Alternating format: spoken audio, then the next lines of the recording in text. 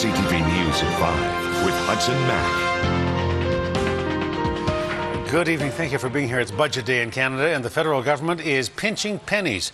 The Harper government's going to cut more than $5 billion in spending, but there are no new taxes. However, Canadians are going to have to work longer. Here are some highlights. The money-losing penny is being pulled out of circulation this fall. The government will eliminate the 1-cent piece and save about $11 million doing it. Finance Minister Jim Flaherty has laid out spending cuts of $5.2 billion a year. And that includes a 10% cut in taxpayer funding to the CBC, about $115 million annually. Retirement age in the country is being raised to 67 from 65. That's in 2023. So if you're under the age of 54 right now, you're going to have to work 2 more years for old age security. No new taxes. There will be job cuts, though. More than 19,000 federal public service positions will be eliminated.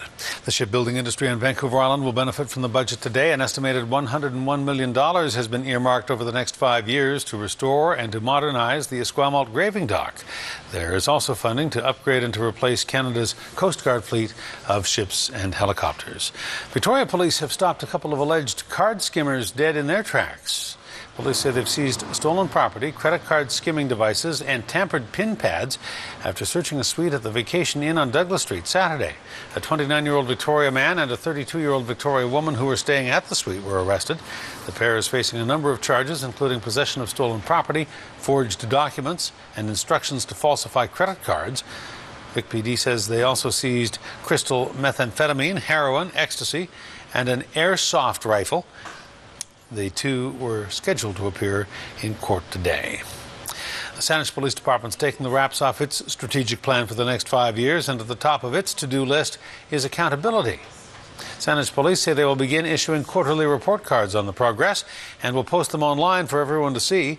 Some of the goals include upgrading police infrastructure, expanding the Block Watch program, and purchasing a boat to patrol Elk and Beaver Lakes. When pressed on the issue of a regional police force, Saanich Police say there are no plans for amalgamation. So we believe that our commitment to the community here is to keep it safe. And that's not just the residents of Saanich, although clearly that's our main focus, but those that work in Saanich or play in Saanich or travel through Saanich have every right to enjoy that same safety. So with us, it's about safety. And the whole aspect of regionalization, that's something that Victoria may be pursuing, but it's not necessarily something that we are. The Victoria Police Department released its strategic plan in November, saying one of its goals was creating an amalgamated police force across the capital region. Reaction at the legislature now. Finance Minister Kevin Falcon says British Columbians will benefit from the federal budget and its theme of creating jobs and boosting the economy. He says the province will be able to carry on with key projects now that the Federal Advisory Panel on Environmental Issues is being eliminated. The moving to a one process, one permit, one process approach on environmental assessments is extraordinarily important for British Columbia. We have been arguing for this for many years. In a province like British Columbia, where we have many major projects on the table today that are in the billions of dollars that could have important ramifications for jobs and employment and revenues for British Columbians and for taxpayers, that is a very positive response to something BC has been asking for many years. Falcon says the most important thing in today's federal budget is a clear plan to get balanced budgets. Falcon says that ultimately will help BC and all provinces. The University of Victoria has been given a failing grade by BC's Privacy Commissioner after the personal information and data of thousands of employees on the campus was compromised earlier this year. BC's Information and Privacy Commissioner is criticizing the institution for not protecting the personal info of nearly 12,000 current and former university employees. In January, laptops and storage devices were stolen from the UVic administration building. Days after the heist, police linked at least 2 fraud cases to the theft. The commissioner says the university failed to encrypt the data stored on the devices, including names, social insurance numbers, and banking information. The other unfortunate part of this breach was that it was completely foreseeable and preventable.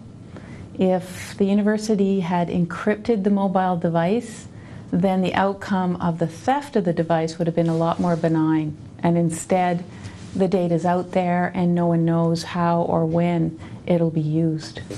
We have installed alarms in the Administrative Services building, developed new standards, or developing new standards for the purchase and installation of safes. We have put in place encryption systems for new laptops, and the payroll information, the backup payroll information, is now stored on a safe, secure, and encrypted server. UVic says no one at the university has lost a job over the theft of data and information. The USB flash drive is still missing. BC's child watchdog says the justice system has failed a little girl who was allegedly assaulted by her father. He was facing 13 counts of sexual and physical abuse, but all of them have been stayed because of delays. A report by Mary Ellen Turpel-Lafond says the case was thrown out in 2010 after several delays in transcribing statements into English. The girl came to Canada with her family as a refugee in 2005. The young girl had reported the abuse 3 years later to a high school counselor. Well, it looked something like a scene out of the video game Grand Theft Auto playing out in the streets of Victoria today after police say a man crashed a stolen car into a hydro box. It was a potentially electrifying situation. Police had to shut down Cloverdale between Douglas and Blanchard at about 1 o'clock this afternoon so the BC Hydro crews could come in and shut down and fix the electrical box. Witnesses say the car slammed into it and caught on fire. Police say the thief had swapped the keys for the car or swiped them rather, from a locker room at a gym, and then took off hitting an airport or bus, which was coming out of a parking lot. That led to the high voltage crash. This electrified box that is stationary on the ground has almost an instant kill to it, in that if somebody was into the box or had struck the box, could die instantly when electrified. As for the driver that stole this vehicle, he's actually very fortunate that either it didn't electrify right away, or in fact he grounded himself and was able to jump away from the vehicle. You know, annoyed that I didn't have a lock on my locker.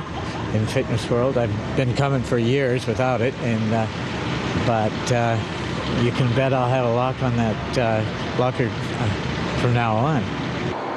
Not a bad idea. Nobody was hurt. The driver was lucky to survive and lucky to get away. He fled the scene before police got there. He's about 25 to 30 years old, 6 feet tall, 175 pounds, with light brown hair. If you know anything about the case, you're asked to contact Saanich Police. The future of the E&N Railway hangs in the balance in this federal budget, and the head of the Island Corridor Foundation says he thinks it's going to tip in the rail line's favor. Graham Bruce was watching the budget come down very carefully. He says he noticed a few positive signs. $105 million was budgeted to Via Rail for operations and capital works, and there's more than $100 million for community infrastructure. The E&N is seeking $7.5 million from Ottawa for track upgrades so the passenger service can be resurrected. Bruce expects to know more within days whether that money is on the way.